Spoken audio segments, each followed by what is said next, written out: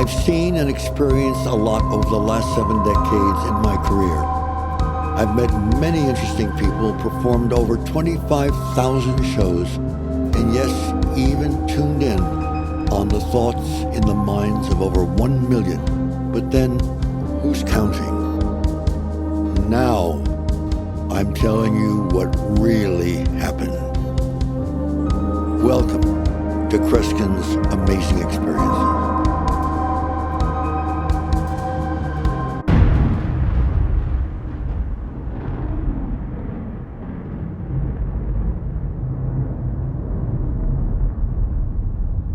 This is Kreskin, and of course you know me as the Amazing Kreskin.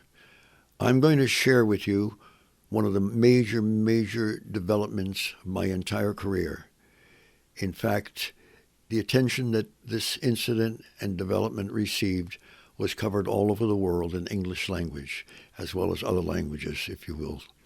It had to do with early in my career, where I was known not only as a mentalist, but also a hypnotist. Now, you don't use the term hypnotist to describe my work because I've set my attention and position away from that. But I produce phenomena. I cause people to forget their names.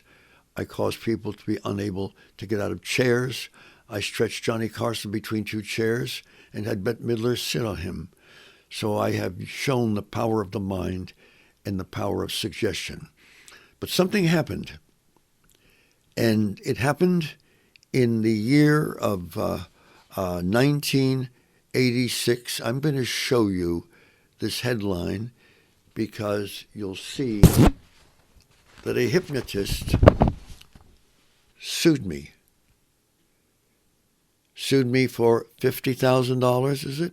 I believe it's $50,000. Why would the hypnotist sue me? Because at that point in my career, I presented a feature in all my programs which was so unusual that psychologists came, physicians came, medical people, and others with great curiosity as to what in the world I was talking about. I came to realize, with the thousands of people I'd hypnotized, that they probably never were in a trance.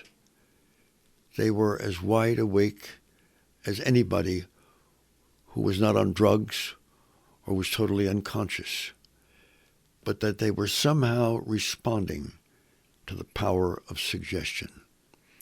And as I sophisticated my presentation, people came up on stage. They didn't go into a trance. They didn't fall asleep. I sometimes caused them to relax so totally that it looked like they were dozing. And yet they were responding to my suggestions under the most dramatic conditions, and I finally came to the conclusion that there really was no hypnotic trance. Dr. Hansen, whom I had an office with, the clinical psychologist, started to agree with me and said, Kreskin, I've known about hypnosis all the years I've been working, but you're showing something that you don't need to put a person into a trance in order to get them to respond to suggestion, which means that maybe the trance has nothing to do with it. Or, as you're saying, Kreskin, maybe there is no trance. So I began to offer $50,000 to anyone who could prove there was a hypnotic state or hypnotic trance, and that you could do something while they were in that trance that you couldn't do without the trance. That's where this hypnotist came along and decided to sue me for $50,000. Was it a casual case? No, because it happened on January 14th, 1986, that I was tried by a jury. Oh, I didn't have the money to spend on a jury trial. The trial, by the way, the days that it lasted, cost me well over $100,000. That was tough money for yours truly in the beginning of a career. But I was taken to court, and I had a jury who was going to hear the accusations of the hypnotist, who wanted the $50,000 because she could prove there was a hypnotic trance.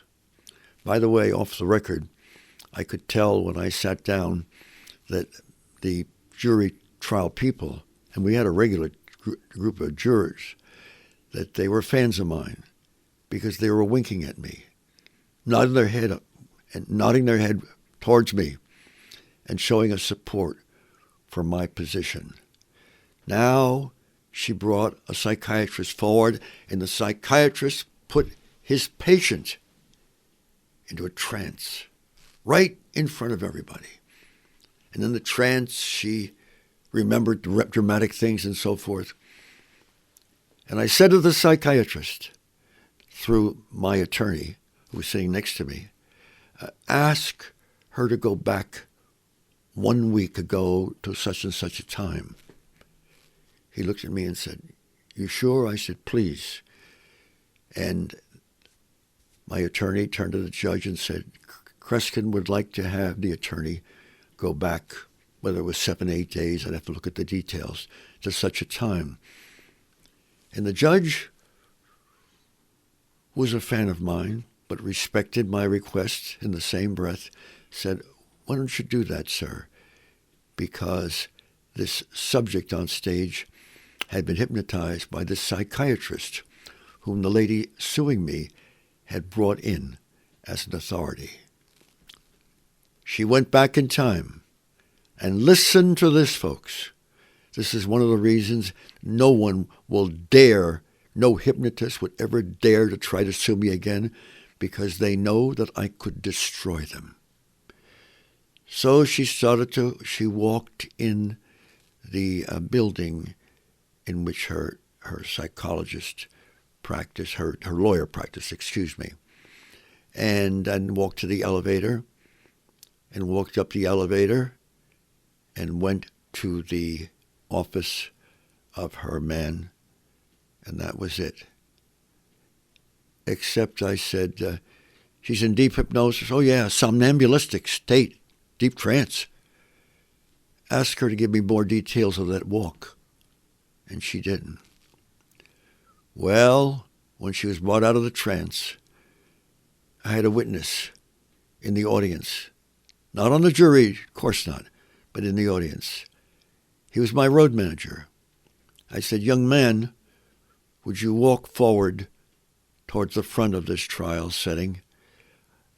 You are dressed the way you were when you met her, when you knew she was coming for her appointment." He started walking forward. He looked like a weirdo out of a sideshow. I can't even describe to you the hat he had on. The clothes didn't even look right. They were different colors. They were shaped in a crazy way. And the audience started laughing, and they didn't know what to do. And I said, by the way, we have some witnesses. Because I found out that she had an appointment with this psychologist. I was to see him. And with that in mind, I had my road manager dressed the way he is now, walk with her. And isn't it interesting that with all her ability in a deep trance to remember better and vividly, she never even remembered talking to him, going on the elevator. And he walked, as he confirmed when he was testifying, he says, "I walked her all the way to the office there and said goodbye. She could not have missed how I was dressed." Well, the trial went on. I had other incidents to share. And finally, the judge did something unprecedented. He said, "I am throwing you people out of here. You hypnotists and you psychiatrists, you're wasting Kreskin's money and time. Get out of here." And as the headline showed, and it got all over the country, he threw out the case because with the incident I just told you, other things happened that they couldn't even confirm, couldn't even remember. And you don't have to be in a deep trance to be made to remember them. You would just never forget them. They were just too preoccupied to win their case. Oh, by the way, I no longer offer $50,000 to anyone who can prove a hypnotic trance or that you can do something with the trance that you can't do without it. I now offer $100,000 to anybody under test conditions who can prove a hypnotic trance. It isn't that people are faking. It's simply that it is the power of suggestion, and it is a tremendous force that not only influences children, influences audiences that are watching a fascinating motion picture, but skillfully handled by certain performers, such as yours truly, can change reality. Be careful the next time you meet me, folks. I don't want to suggest that there is a little predator on the floor walking behind you. I wouldn't do that. Thank you.